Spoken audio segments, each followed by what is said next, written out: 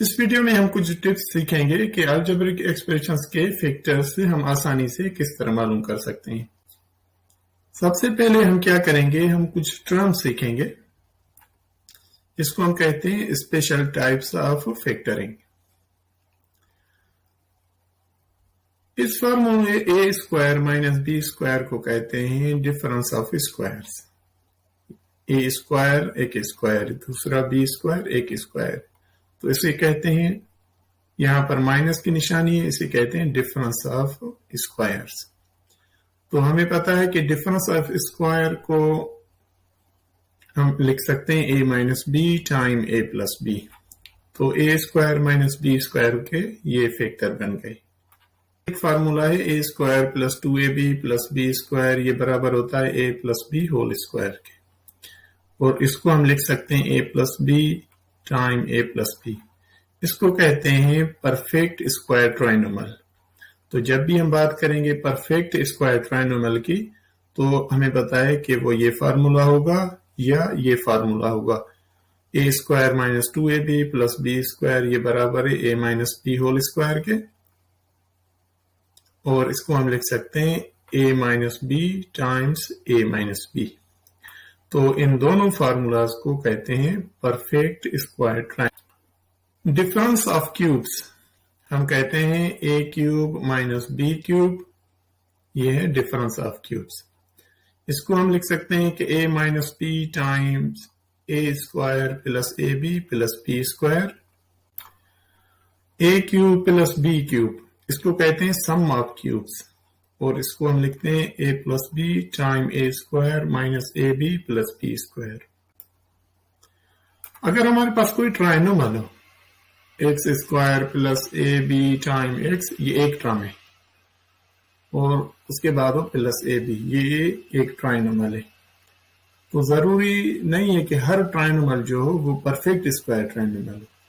तो इसके अगर हम देखेंगे तो इसको हम लिख सकते हैं x plus a time x plus a. अगर इन दोनों को मल्टीप्लाई करेंगे तो ये हमें मिल जाएगा। फॉर एग्जाम्पल हमारे पास इस तरह का भी एक्सप्रेशन हो सकता है कि x square plus 3x plus 2। तो आप ये देख सकते हैं कि ये एक ट्राइनोमल है, लेकिन परफेक्ट स्क्वायर ट्राइनोमल नहीं है। तो अगर परफेक्ट स्क्वायर ट्राइनोमल नहीं है तो हम उसको इस फॉर्म में कंपेयर करके लाके लिख सकते हैं।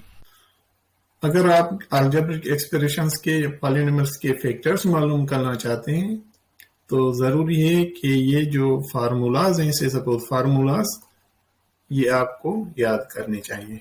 तो जब हम किसी भी पॉलिनोमियल्स के फैक्टर्स मालूम करेंगे तो पहला स्टेप ये है कि उस एक्सप्रेशन में, उस पॉलिनोमियल में देखें कि उसमें कोई कॉमन फैक्टर तो नहीं है। अगर कोई कॉमन फैक्टर है तो उसको आप फैक्टर आउट करें, उसको बाहर लिखें।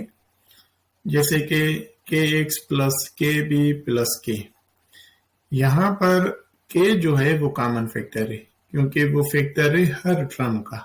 यहां पर भी है, यहां पर भी है, यहां पर भी है। तो हम क्या करेंगे, इसको हम लिखेंगे के टाइम्स एक्स प्लस बी, और यहां पर होगा 1। के को अगर हम x से मल्टीप्लाई करेंगे तो के एक्स होगा, के को अगर हम b से मल्टीप्लाई करेंगे तो ये के बी होगा, के को 1 से मल्टीप्लाई करेंगे तो ये के होगा। तो पहला स्टेप ये है कि कोई भी अगर आपके पास एक्सप्रेशन हो तो उसमें देखें कि कोई भी अगर कॉमन फैक्टर है तो उसको फैक्टर आउट करें।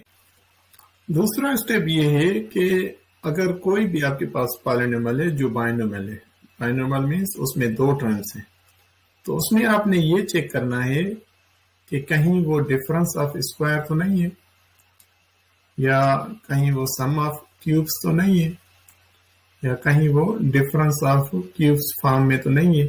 तो अगर कोई भी पॉलिनोमियल है वो बाइनोमियल है तो हमें ये तीन चीजें उसमें चेक करनी है। अगर इन तीनों में से कोई भी एक हो तो हमें उनके फार्मूलाज का पता है, हम डायरेक्ट फार्मूलाज की हेल्प से उसके फैक्टर्स मालूम कर सकते हैं। तीसरे स्टेप में ये है कि अगर आपके पास कोई पॉलिनोमियल है वो ट्राइनोमियल है, उसमें 3 टर्म्स हैं, तो आपने ये चेक करना है कि कहीं वो परफेक्ट स्क्वायर ट्राइनोमियल तो नहीं है। अगर वो परफेक्ट स्क्वायर ट्राइनोमियल नहीं है तो हो सकता है कि वो नॉन परफेक्ट स्क्वायर ट्रायनोमल हो। फिर अगर वो परफेक्ट स्क्वायर ट्रायनोमल है तो हमें पता है कि परफेक्ट स्क्वायर ट्रायनोमल का हमें फार्मूला पता है, हम उसको उस तरह फैक्टराइज करेंगे, वरना उसको हम नॉन परफेक्ट स्क्वायर वाले मेथड से करेंगे। स्टेप 4 में आप ये देखेंगे कि अगर कोई आपके पास पॉलिनोमियल है, उसमें 3 टर्म से ज्यादा टर्म्स, फिर हम क्या करेंगे, हम उसके ग्रुप्स बनाएंगे, फिर उसके फैक्टर्स मालूम करेंगे। फॉर एग्जाम्पल हमारे पास है 2 time x plus 3 time x minus 2 plus 6 time x plus 3 times x minus 2 whole square. तो इस एक्सप्रेशन को हम लिख सकते हैं 2 time x plus 3 time x minus 2 plus 6 को हम लिख सकते हैं 2 टाइम 3 6 x प्लस 3 और x माइनस 2 होल स्क्वायर को हम लिख सकते हैं x minus 2 times x minus 2। याद रहे कि अगर यहां पर हम ना भी लिखें तो ये मल्टीप्लिकेशन समझी जाती है। सबसे पहले आप देखेंगे कि इसमें कोई कॉमन फैक्टर तो नहीं है। अगर कोई कॉमन फैक्टर है तो उसको आप फैक्टर आउट करेंगे। तो यहाँ पर आप देख सकते हैं कि यहाँ पर 2 है कॉमन फैक्टर और यहाँ पर 2 है, तो हम यहाँ पर 2 को लिख रहे हैं। उसके बाद आप ये भी देख सकते हैं कि यहाँ पर x प्लस 3 है और यहाँ पर भी x प्लस 3 है, तो हम इसको भी फैक्टर आउट करेंगे, x प्लस 3 हम लिखेंगे यहाँ पे। उसके बाद देखें कि यहाँ पर भी x माइनस 2 है और यहाँ पर भी x माइनस 2 है, तो हम इसको भी बाहर लिखते हैं x माइनस 2। अब उसके बाद हम देखेंगे कि यहाँ पर कौन सी चीज हमारे पास रह गई। उसके बाद आप देखेंगे कि यहाँ से अगर सारे टर्म्स आपने उठा लिए तो यहाँ पर क्या रहा। तो अगर सारे टर्म्स यहाँ पर से उठाए गए तो यहाँ पर 1 लिख सकते हैं हम, यहाँ पर 1 रहा, और दूसरे में आप देख सकते हैं कि दूसरे में 3 है और उसके बाद x माइनस 2 है, तो हम इसको ऐसे लिख सकते हैं। उसके बाद हम लिखेंगे 2 time x plus 3 times x minus 2, और यहाँ पर आप देख सकते हैं कि हम इसे लिख सकते हैं 1 प्लस 3 को मल्टीप्लाई करेंगे तो ये होगा 3x, 3 को 2 से मल्टीप्लाई करेंगे तो ये होगा 3 टाइम 2 6। उसके बाद हम लिख रहे हैं कि 2 time x plus 3 times x minus 2, और यहाँ होगा 3x 1 माइनस 6, ये होगा माइनस 5। तो ये आपके हो गए फैक्टर्स। हमारे पास दूसरा एग्जांपल है a power 4 time b square minus 2 plus 1 upon a power 4 b square. तो यहाँ पर आप देख सकते हैं कि यहाँ पर 3 टर्म्स हैं। अगर 3 टर्म्स हो तो हम पहले अपने स्टेप में जाएंगे और चेक करेंगे। अगर 3 टर्म्स हो तो हम पहले चेक करेंगे कहीं ये परफेक्ट स्क्वायर ट्रायनोमल तो नहीं है। तो हमें पता है कि ये एक परफेक्ट स्क्वायर ट्रायनोमल है और इसको हम लिखते हैं a plus b whole square की तरह। अगर मैं पहले टर्म को इस तरह लिखूं कि चलो मैं कहता हूं कि ये बराबर है, पहले टर्म को लिखता हूं मैं a square b whole square minus 2, और ये जो लास्ट टर्म है इसको मैं लिखता हूं 1 upon a squared b whole squared, और यहां पर 2 के साथ मैं मल्टीप्लाई कर रहा हूं a squared b time 1 upon a squared b। तो आप यहां देख सकते हैं कि यहां पर है माइनस 2, यहां पर मैंने कुछ ज्यादा ही लिख लिया है। तो आप ये भी देख सकते हैं कि a square time b divide हो जाएगा ए स्क्वायर टाइम बी से, तो हमारे पास सिर्फ रहेगा -2।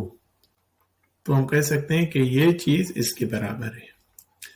अभी ये पहला टर्म, पहले टर्म पे स्क्वायर, ये पहले टर्म पे स्क्वायर, लास्ट टर्म पे स्क्वायर, 1 के ऊपर भी स्क्वायर है क्योंकि 1 स्क्वायर 1 ही होगा, लास्ट टर्म के ऊपर भी स्क्वायर है, और मिडिल में 2 के साथ पहला टर्म भी मल्टीप्लाई है और सेकंड टर्म भी मल्टीप्लाई है। तो इस फार्मूले को हम परफेक्ट स्क्वायर वाले फार्मूले को हम लिखते हैं इधर minus a square minus 2ab plus b square बराबर है a minus b whole square.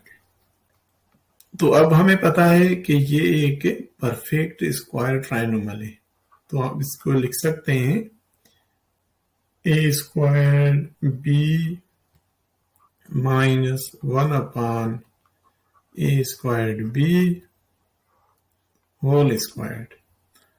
अगर ये होल स्क्वायर्ड है तो इसका मतलब है हम इसको लिख सकते हैं ए स्क्वायर्ड बी माइनस 1 अपान ए स्क्वायर्ड बी टाइम्स ए स्क्वायर्ड बी माइनस 1 अपान ए स्क्वायर्ड बी। तो ये इसके फैक्टर्स हो गए।